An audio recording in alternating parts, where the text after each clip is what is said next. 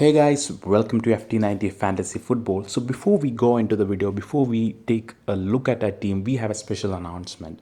It is about the FT90 Fantasy League. So this league is going to be conducted on an all India level. So all the managers in India are invited to join this league, and there will be prizes in various categories like the season winner, the half season winner, the weekly top scorer, and we'll be introducing more categories as per the number of registrations that we receive.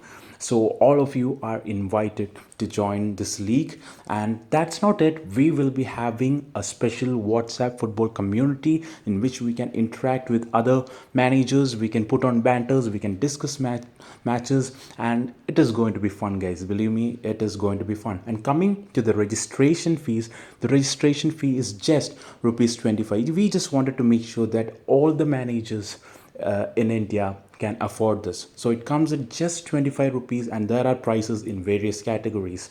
And we have given a WhatsApp number here. You can WhatsApp us on this number for more inquiries and for registration as well. So come join us, guys. We will be privileged to have you on board. Let's move on to the video.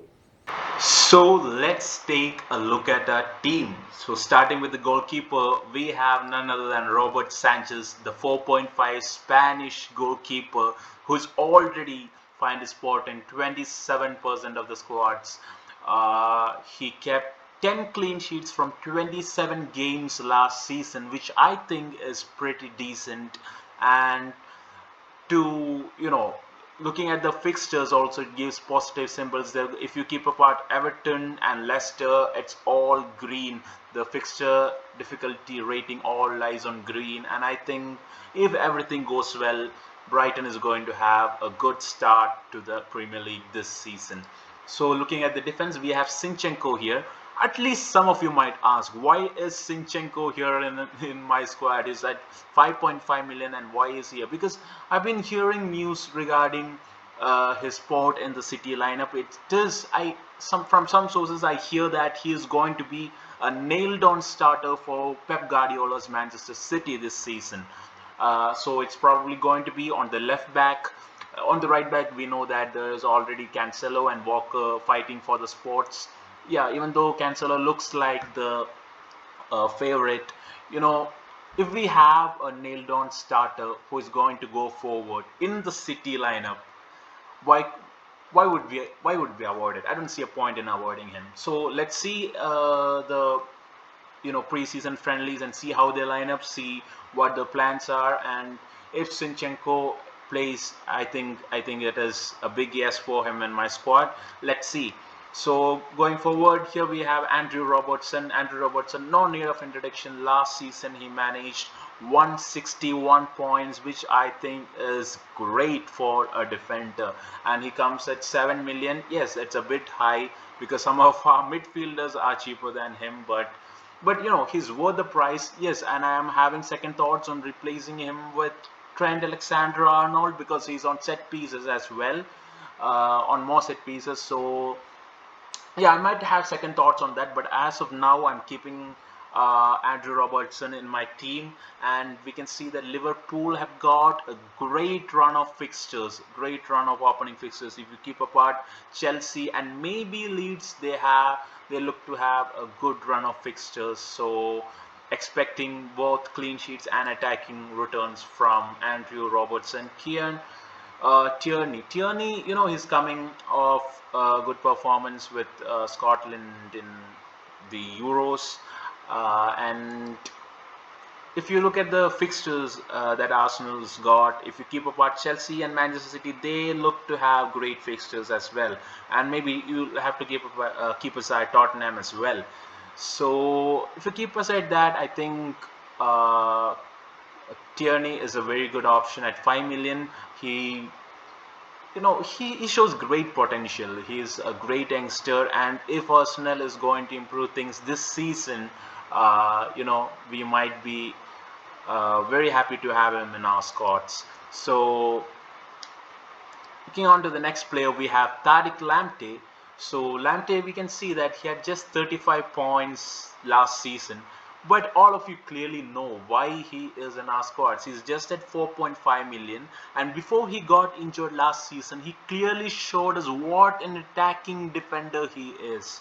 And if he is going to find his spot regularly in the Brighton squad, I am sure that he's going to bring in attacking returns. And we can see that, like we said earlier, Brighton has got a good set of opening fixtures, and if everything goes well, Tariq Lamptey is going to be a gem of a pick at 4.5 million.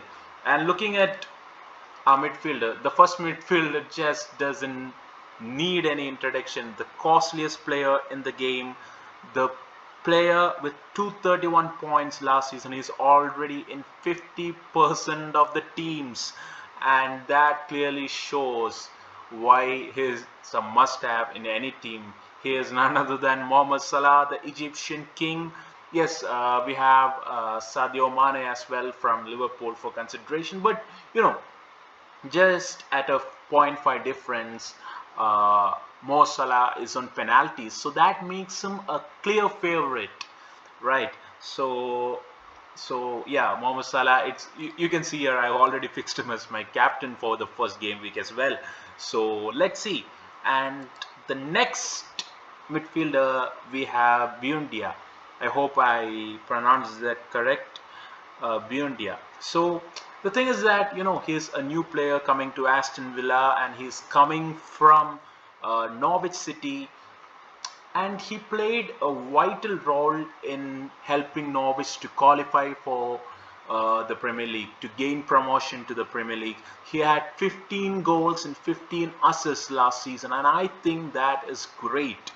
Some of us might think that yes, the championship is not a competitive league. Yes, it is not a competitive league as Premier League. We can't compare it, but I think he is a top quality player, and he's going to be surrounded by better teammates, and his creativity is going to be much needed for the Aston Villa side. And there are rumors regarding Jack Grealish to Manchester City, and if all that is going to happen, guys, I think Emmanuel Buendia at 6.5 is going to be a star man, and he might gain popularity as the season progresses. So I'm hoping a great performance from this man. And Aston Villa, as we can see, the first three fixtures look promising, and then we can see the four fixtures aren't that promising. Maybe we can just keep him in. Like after we see the initial performance, we'll have an idea whether to keep him or to just transfer him out. We can always keep that as an option after the first three game weeks. But for the first three game weeks, he looks like a great pick in any team. Next up is Stuart Dallas. So you know, uh, while taking a midfielder from Leeds United, the first preferences would obviously be players like Rafinha or Jack Harrison. But the reason I have Stuart Dallas in my squad is he is such a great player. He he managed to get 171 points last season. That is much more than many players who are priced much above this guy. Like seriously, if you look at players who are priced at 7 million or even 9 million, you might find players who haven't managed to get these many points last season. And at just 5.5 million, he is a great pick. And I think we should not overlook him when we see Jack Harrison and Rafinha. Of course, I'll be keeping my tabs on Jack Harrison and Rafinha as well, and I might change Stuart Dallas to one of them. But Stuart Dallas is a great pick as well. You can't just write him up just because he had a position change this year. So going on to the next midfielder, we have Thomas Soucek. Oh, this guy needs no introduction. I think last year many of us regretted putting him on our bench, and we committed that mistake multiple times. I did commit that mistake multiple times. I put him on my bench multiple times, and I had to regret because he had great house. So we can see that he grabbed 147 points last season. He had scored 10 goals and 2 assists. So I think that is amazing from him. And at just 6 million, I prefer having him because Jesse Lingard has gone back to Manchester United, and Thomas Soucek might be once again, he might be the man to come forward and attack for them. So let's hope for the best. So Thomas Soucek is in our team. Looking at the forwards, we have none other than Harry Kane, 242 points last season, 12.5 million. The like He's the most prized player along with Mohamed Salah, and there are rumors that he might go to Manchester City. And if that move happens, I think there is just no stopping him. Just imagine Kevin De Bruyne feeding Harry Kane with amazing balls. That thought itself makes me want Harry Kane in my team. So let's see. Like some might say that we can downgrade Harry Kane to another striker and go in for better midfielders or better strikers. I don't know, but initially I don't feel like ignoring him because he's a great player. We all know that. And if he reaches City, I think it's going to be on a whole new level. I think his performances are going to blast to a whole new level. So let's wait and watch. These are his fixtures if he's staying at Tottenham. So initially I'm keeping Kane in my squad. I might change him, but initially I feel like he's a must-have in any squad. And next up, we have Dominic Calvert-Lewin. Dominic Calvert-Lewin, we know what a top player he is. He had scored 16 goals and had 6 assists last season, and that was just amazing from him. And at a point he was just scoring goal in every match, and I think you know he's going to continue that this season as well. He's going to give us good returns. And if you look at the fixtures, they're having a good run of fixtures. Like we have only we can see only three green fixtures, but we can see that they got Leeds here against whom he might score, Brighton against whom he might score. So we don't know. Dominic Calvert-Lewin is a top player. He's a top striker, and I think at 8 million, his I think he's going to perform really well this season. Let's see. And looking at our bench, we have Raya, the 4.5 million Brentford goalkeeper. Actually, I haven't, you know, uh, had much of a thought about my second keeper, so he's here just for the namesake. I'll be researching more on the goalkeepers, and I'll most probably be changing Raya to another 4.5 or even 4 million keeper. Or if I change Sanchez to a 5 million keeper, I might just go for another cheapest option here. So it all lies, uh, it all it's all subject to change. So Raya last season with Brentford, yes, he had a decent season, but we can say that he had an exemplary season. So I think it's like 100% that I will change him from my squad. He's here just for the namesake. Now let's look at this man, Wesley Fofana. Last season he had 71 points.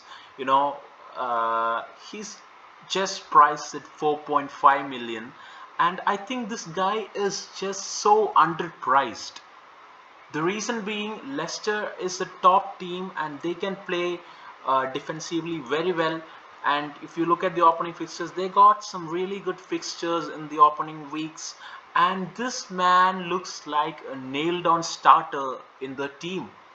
And if you can get a defender who is very likely to start or who is nailed to start for Leicester at just 4.5 million, I don't advise you to miss him because he's a great bargain at that price. So yes, that's why we have Wesley Fofana here, and I hope He does really well. And Diogo Jota, I already have Mohamed Salah in my team, but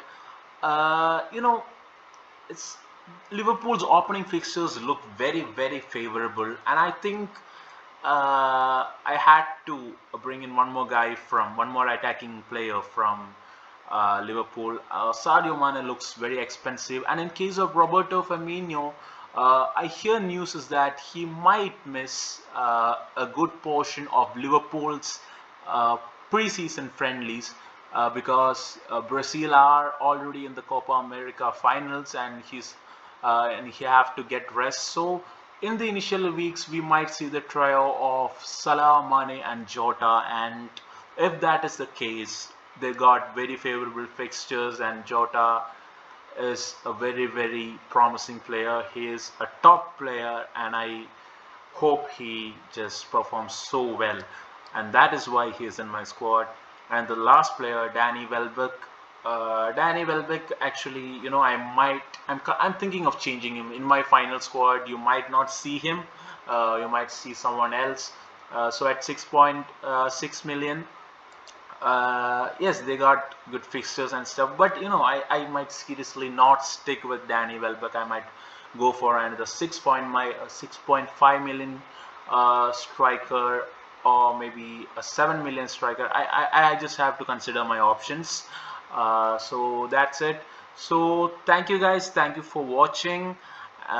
This is the my initial team, and if you have any suggestions, please do share it in the comment box. If you feel like there needs to be change in some of the positions, which obviously needs to be changed, some positions like Raya and all, I don't think I will have in my team. So if you feel like there are better options in any of the positions, do comment down. Put your comments down, put your thoughts in the comment box. We'll definitely go through that, and we'll be regularly posting FPL related content regularly. So make sure you subscribe to the channel. So till we meet the next time, this is a very goodbye from FT90 family.